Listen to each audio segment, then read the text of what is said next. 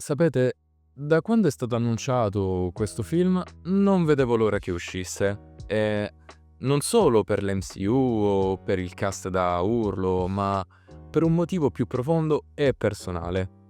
Accessing Multiverse.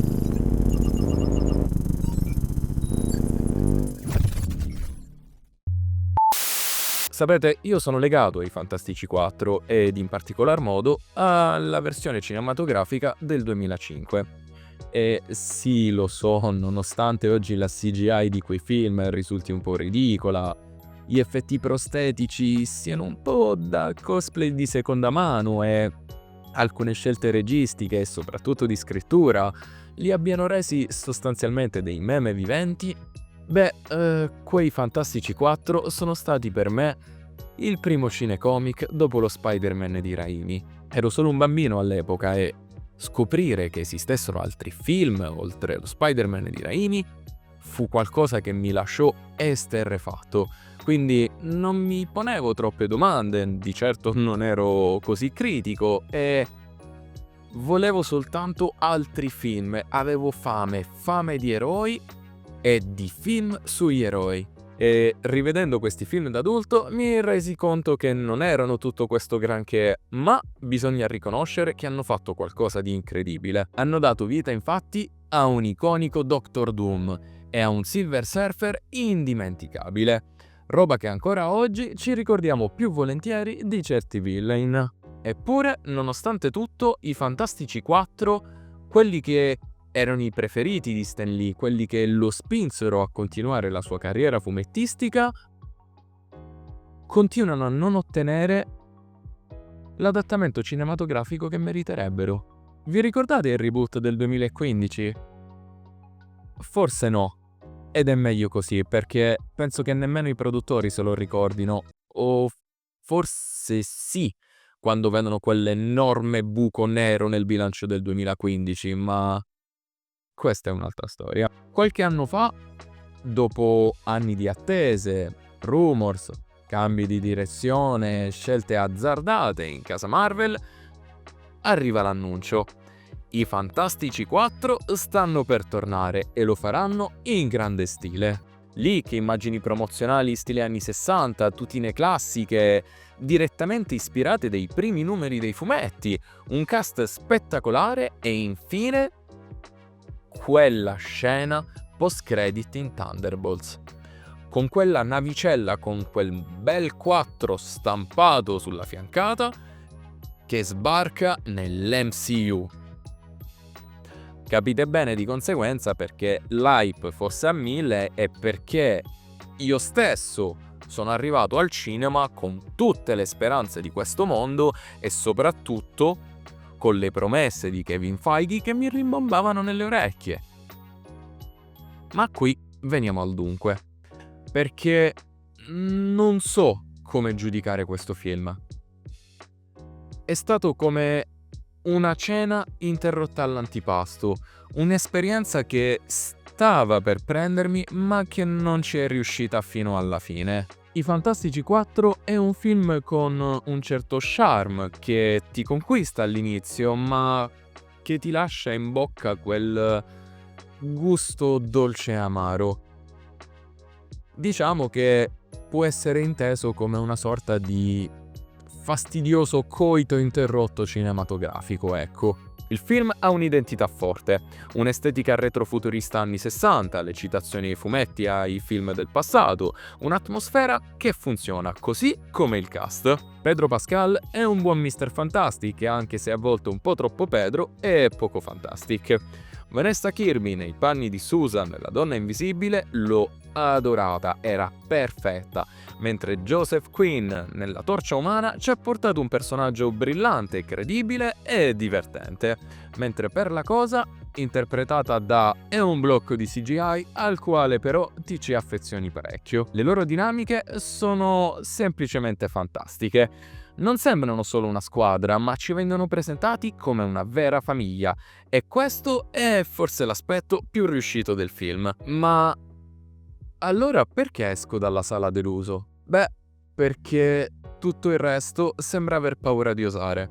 La storia è semplice, striminzita, ti intrattiene, sì, e nella prima parte costruisce anche una certa tensione, ma poi cala. Shia Bal, la versione femminile di Silver Surfer, è interpretata da Julia Garner, che ci presenta un personaggio potente, carismatico, misterioso, ma anche sexy. Peccato che nella seconda metà del film venga un po' messa da parte e soprattutto non raggiunge la profondità del surfer originale. E poi c'è lui, Galactus. Finalmente nella sua forma vera. Niente nuvoloni cosmici, niente metafore, niente allusioni. Abbiamo Galactus in carne e ossa, se così si può definire. Ma anche qui è un'occasione persa. Un villain che dovrebbe essere tra i più grandi di sempre, il quinto più cattivo addirittura secondo le classifiche IGN, che però in questo film non fa paura. È messo un po' lì, sembra un pupazzone gigante con gli occhi sbrilluccicosi e basta.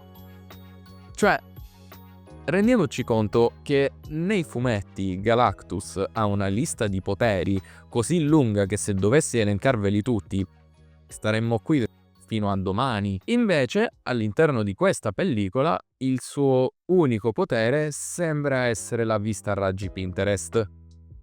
E chi ha visto il film credo sa a cosa mi riferisco. Il ritmo nella seconda metà del film crolla totalmente. La minaccia cosmica è lì ma non opprime, non spinge e dopo la scena post-credit di Thunderbolts, sinceramente, mi aspettavo un collegamento forte, un'incursione, un evento.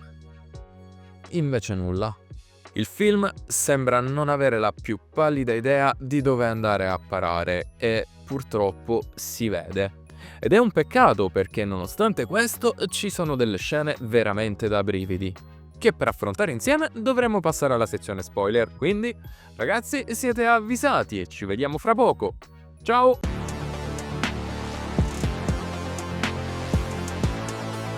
La presentazione della Terra 828 è originale e ben fatta, con l'origine dei poteri dei Fantastici 4 raccontata attraverso una sorta di talk show. Un'idea davvero brillante. E la scena dell'arrivo di Shia Bal? Mistica, sensazionale ed emozionante, per non parlare della scena successiva in cui Johnny la insegue fino ai confini dell'atmosfera. Sinceramente, una scena davvero suggestiva. Vogliamo parlare della scena in cui partono per lo spazio? Quanta goduria! La navicella, i costumi, le ambientazioni sono un capolavoro di design. Ma quando i nostri eroi arrivano sulla nave di Galactus e si scopre che quest'ultimo vuole Franklin, ovvero il figlio di Susan e Reed, perché a quanto pare possiede grandi poteri cosmici e lui a quanto pare vuole andare in pensione, beh, tutto diventa un po' troppo caotico, veloce e un po' superficiale. La fuga tra buchi neri e iperspazio mentre Susan partorisce è forse una delle più belle del film. Ma da lì in poi si comincia a deragliare. Il ritorno sulla Terra è piuttosto confusionario e il mondo sostanzialmente inizia ad odiarli, a detestarli e li accusa di egoismo. Eppure sembrano bastare 5 minuti di discorso motivazionale da parte della nostra Vanessa Kirby per far cambiare idea a tutti e così di colpo, boom! La soluzione arriva dal nostro Reed Richards che propone di teletrasportare l'intero pianeta Terra in un'altra galassia e We should take Bikini Bottom and push it somewhere else! purtroppo il piano non va a buon fine, dato che arriva la nostra surfer a distruggere tutti i punti di salto che erano stati costruiti, tutti tranne uno. È infatti Johnny a cambiare tutto, dopo aver passato infatti più della metà del film a decifrare la lingua della nostra Silver Surfer, riesce finalmente a tradurre la lingua di Shia Bal, e scopre che alcuni messaggi che erano riusciti a captare dallo spazio non erano segnali di allarme o comandi, ma bensì preghiere, suppliche e grida disperate da parte dei mondi che la Surfer ha condannato nel tempo a Galactus. E quando Johnny fa ascoltare tutti questi audio a Silver Surfer, lei li ascolta, si stupisce, comincia ad andare in crisi e fugge per i sensi di colpa. E poi, arriva il finale. Galactus non abbocca alla trappola che i nostri eroi hanno organizzato e usa il suo potere di ricerca Pinterest per trovare Franklin. Ma a quanto pare, dei nostri Fantastici 4, solo Susan riesce a tenergli testa, rivelandosi l'unico elemento utile durante questa battaglia. Dovrebbero cambiare il nome dei Fantastici 4. Vabbè. Mentre tutto sembra essere perduto, alla fine, plot twist abbastanza chiamato, torna la nostra Silver Surfer che proprio sul finale dà una bella spinta a Galactus per cadere nel portale, un attimo prima che questo possa chiudersi, salvando così Johnny che stava per sacrificarsi, ma anche tutto il mondo. Sì, c'è anche Susan che muore per aver usato troppo del suo potere, ma suo figlio Franklin la riporta in vita con i suoi poteri. E niente, sostanzialmente così cala il sipario, così finisce il film, più o meno. E come consuetudine, dopo i titoli di coda abbiamo ben 2 scene post-credit. Una che ci teasera il Dr. Doom, anche se solo di spalle, mentre parla con Franklin che adesso ha 4 anni, e l'altra invece è una sigla animata dei Fantastici 4 con i volti dei protagonisti.